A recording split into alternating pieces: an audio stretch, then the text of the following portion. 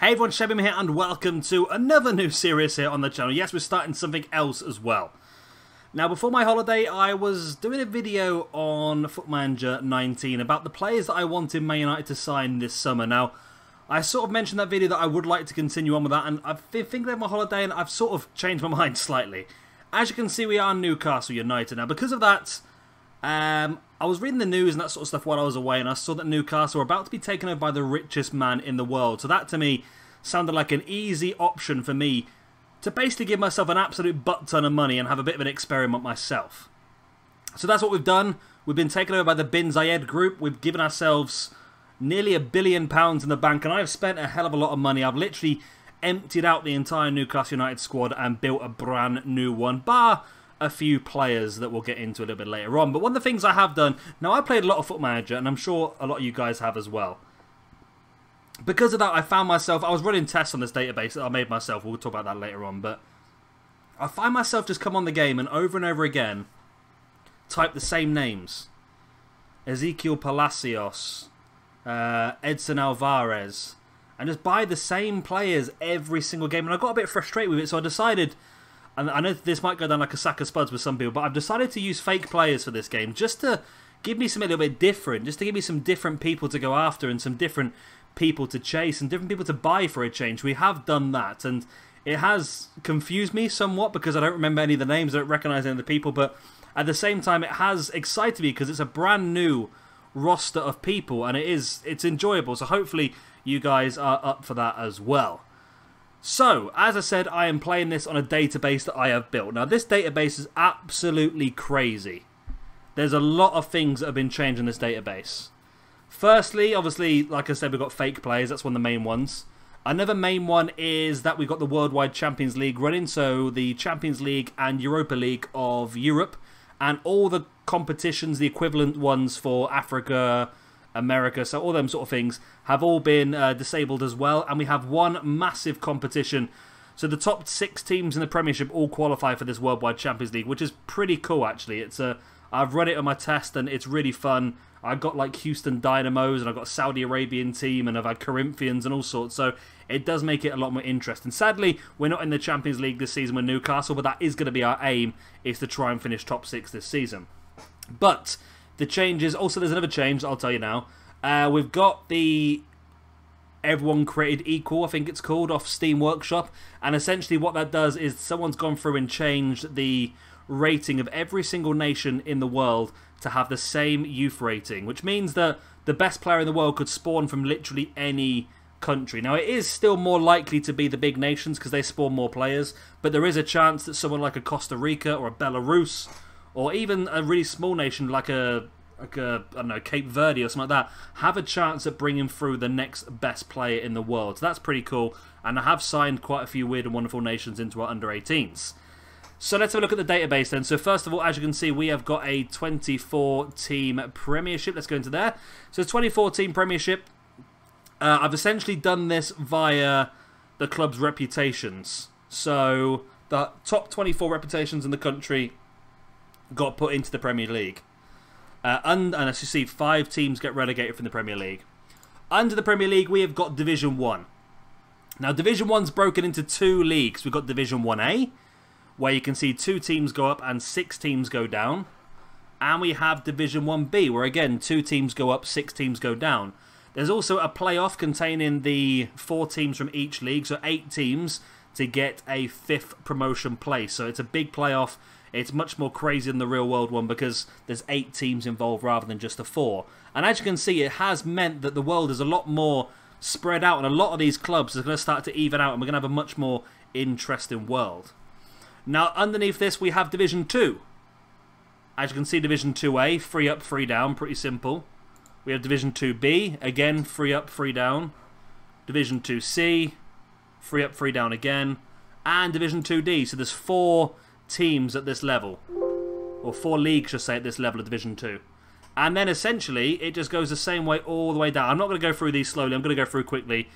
As you can see, we've got 3A, 3B, 3C, and basically what I've done is I've used every single club that is on the game and is classed as English, and I've thrown a few in that have been shut down, or what's the best way to put it? Clubs that no longer exist, clubs that have become extinct. So I've thrown a few of them in as well, just to try and even out the numbers. So as you can see, we've got quite a lot going on all the way down. This is going pretty slow, this, isn't it? We go all the way down. I'm hopefully, anybody out there, if you tell me where you come from, where you live, and that sort of stuff, your team will be in here somewhere. That's the hope. That every single thing. Plus, it means that every single team has a chance of going all the way to the top as well. As you can see, we're coming towards the bottom of it now. As you can see, some crazy teams there. Heath Hayes, that's pretty close to where I live. Brockton, Irchester. I used to live pretty close to Irchester as well. Irchester is such a tiny village. It's like a real small village. And to think that they're on this game. Got Skegness there, Pelsall, Corby's near where I used to live as well. And it does mean that there's just a lot more chance for some weird and wonderful things to happen. Look at Newquay, Tolaw, Forest Hill, Greenwood Meadows, Harwich, Whitehaven, Wittersley, East Villa. I wonder if that's like a local derby. And then we get down to 11. So 11 is the bottom tier, and as you can see, we've got 16 in that league, 16 in that league, and then we just go down to 15 and 15. So essentially, this is the bottom. And that's every single team that is classed as English on the game are involved. Which is crazy when you think about it. There's a lot of teams. And all those teams go into the FA Cup. Now, one thing I've done in the FA Cup is I've removed the qualifying stages. So every single club gets put in randomly over the first 3 rounds. Because of that's the way the game has to balance out to make the competition work. So it does mean that you can get some real weird and wonderful things. I think we got AFC Wimbledon in the FA Cup first round. Which is a bit disappointing. I was hoping for an easier one, to be honest with you. But as you can see, like Stanley, for example, got Derby County. Ipswich Town versus Whitby Town. Plymouth versus Curzon Ashton. So there are some real interesting ones. Gateshead is one of our feeder teams. Got Crystal Palace. Wimbledon, there you go. That's one of the teams that I've put back into the game. Wimbledon, I've got Andover. So it's really interesting to see how that works. And we'll get into that a little bit further on as we get into the whole thing. Community Shield, pretty standard. League winners versus FA Cup winners. Carabao Cup. Now, Carabao Cup, I have removed the Premiership from this competition.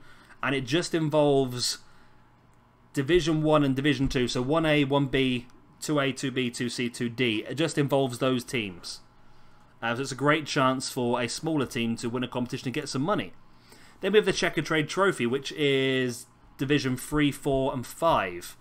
And again, it's just a way to break it up and give another teams opportunities. FA Trophy, 6, 7 and 8. That's divisions, that is. And then finally the FA Vase, which is 9, 10 and 11. So as you can see, it's basically just gives these teams an opportunity to get extra money and win a competition. And there is quite a bit of money involved in these competitions. So the teams that do win it are going to get a nice little kick. And hopefully they can use that to push themselves up the leagues. Now, because the Premiership teams are not in the Carabao Cup, we've created a new competition called the Premier Cup. Now, the Premier Cup is a two-leg knockout competition that involves just the teams in the Premiership. As you can see, we have been drawn away at Aston Villa. Of course, it's 2 legs, doesn't really matter, but we've got Aston Villa in the second round. We got a bye in the first round, which was pretty useful. Man United Spurs is good because one of the big teams is going to get knocked out as well.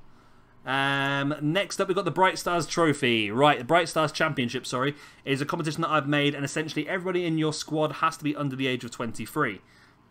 It involves just the teams from the Premiership, Division 1 and Division 2, and maybe Division 3, I can't remember actually.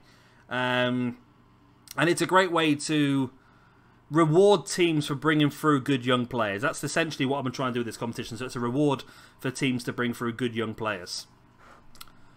Also, we've got the All-English Cup. Very much the same thing. Everyone in your squad has to be English. And again, it contains the same. I believe it's just one. It's Premiership, Division 1 and Division 2. And again, there's a lot of money involved. And it is a real way to, again, help teams or give teams a benefit for bringing through English players.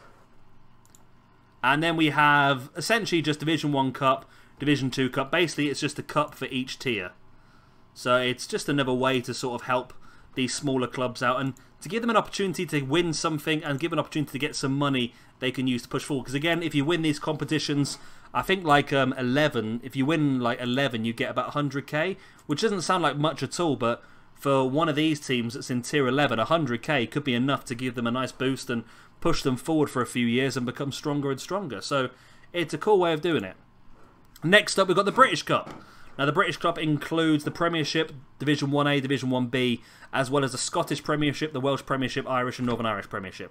And this is a way to give money to the clubs around the UK. Now, the way I've done this is a bit cheaty, I suppose. I've made it so if you lose in the first round, you get $2.5 million.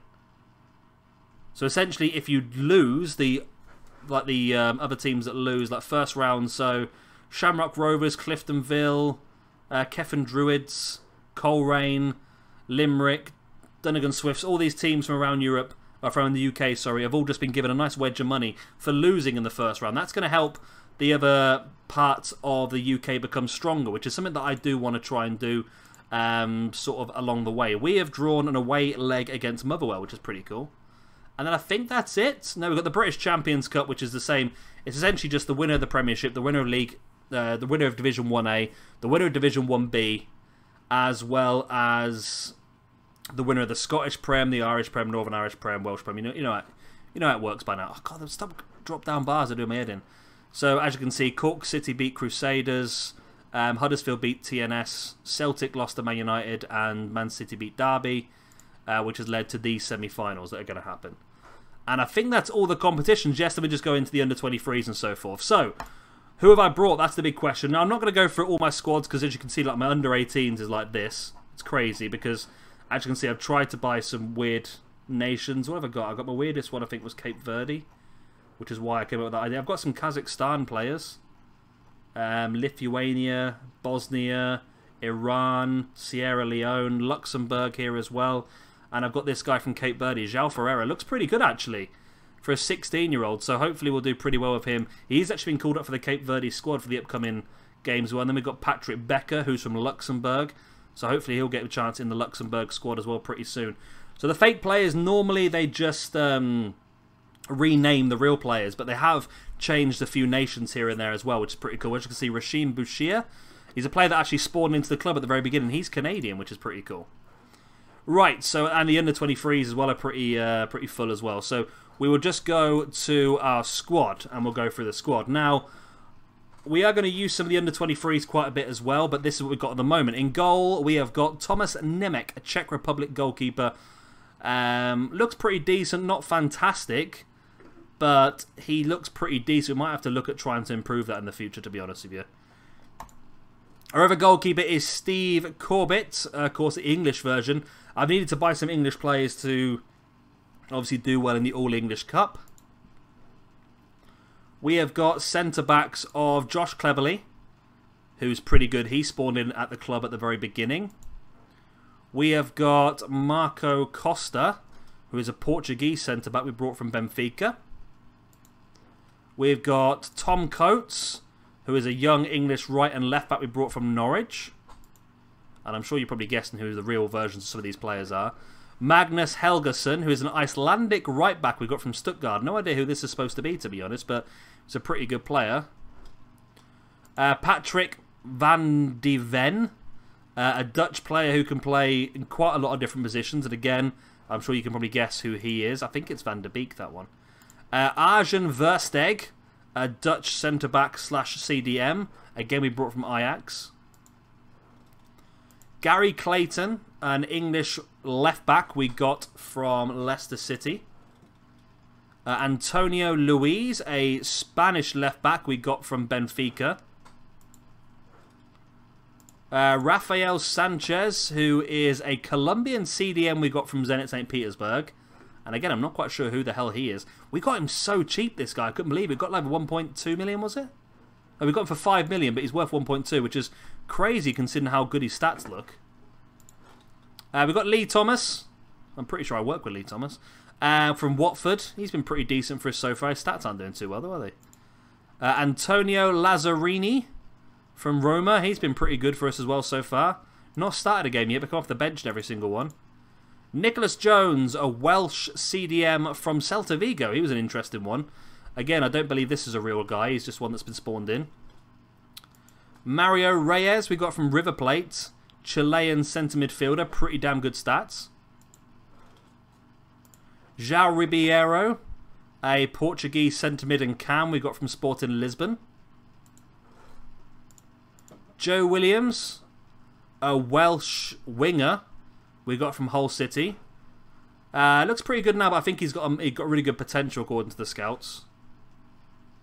Jose Miguel Busquets we got from Porto. Again, looks like a very good player, 24-year-old. Nuno Coelho, a player who can play in a lot of different positions. We got him from Benfica. Good young player as well. Might be João Felix, I think. I'm not sure. John Darch, an English player we got again from Leicester City. Good young player with lots of potential. Richard Daniel, an English striker we signed from Atlanta. No idea who this is supposed to be, but pretty good player. And finally, we've got Brian Santana, a 25-year-old Argentinian striker we got from Inter Milan. So a really good squad so far. We have... Where's my schedule? We've done pretty well so far, actually. We beat Southampton, Everton and Aston Villa in the league, but we did get a 1-0 loss against Bournemouth, which wasn't great. Weren't too happy with that, but 2 goals from Brian Santana helped us beat Southampton. A goal from Patrick Van de Ven and Lee Thomas helped us beat Everton, and a sole goal from Brian Santana helped us beat Aston Villa. So that'll be the end of this video. That's an explanation of the database and everything that's going on.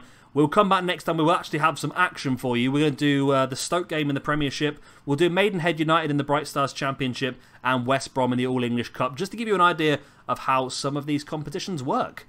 So I hope you like what I've done. I hope it's not too over the top. I mean, it is pretty crazy, I know that. But it's going to be fun, it's going to be crazy. The idea is behind it, with the world having equal youth ratings and all that sort of stuff and all, I really want to get to a point that maybe in 5-10 years, some crazy stuff's happened. I want to see some stronger nations, I want to see some stronger teams, I want to see like some clubs in Africa start to become quite strong, I want to see clubs in South America become quite strong. And the whole thing with the Worldwide Champions League, that gives a lot of money out as well. Like, I've done that before. I think you get about 17.5 million for qualifying for the group stages, which is a lot of money, and there's some weird and wonderful nations qualifying. I mean, on the one test that I did before, Cork City qualified. So Cork City in Ireland got 17.5 million in the bank for qualifying for the group stages. And then you get prize money for every match you play as well. So it's pretty crazy, and I really want to see how it all pans out moving forward. Anyway, I hope you've enjoyed this one. If you have, please do hit the like and of course subscribe if you want to see some more of this brand new series. This is going all the way, this one. This is going to at least be a 100 episode series, so definitely worth checking out. And it will be uploaded daily as well. I've been Shabby Gamer. Thank you much for watching. See you tomorrow. Bye.